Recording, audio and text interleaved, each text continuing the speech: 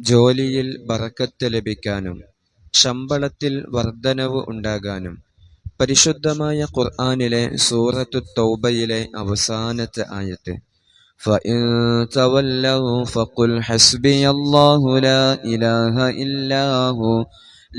إِلَهَ إِلَّا هُوَ عَلَيْهِ تَوَكَّلْتُ وَهُوَ رَبُّ الْعَرْشِ الْعَظِيمِ എന്ന ആയത്തിനെ സുബ്ഹിന്റെ സമയത്തോ മഗ്രിബിന്റെ സമയത്തോ 41 തവണ നമ്മൾ ചൊല്ലുക.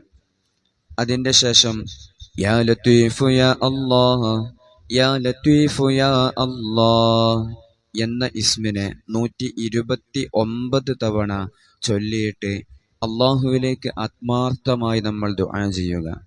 ജോലിയിൽ ബറക്കത്ത് ലഭിക്കാനും ശമ്പളത്തിൽ വർധനവ് ലഭിക്കാനും സാമ്പത്തികമായ ഒരു ഉയർച്ച പെട്ടെന്ന് ലഭിക്കാനും സഹായിക്കുന്ന അത്ഭുതകരമായ ഒരു അമലാണ്.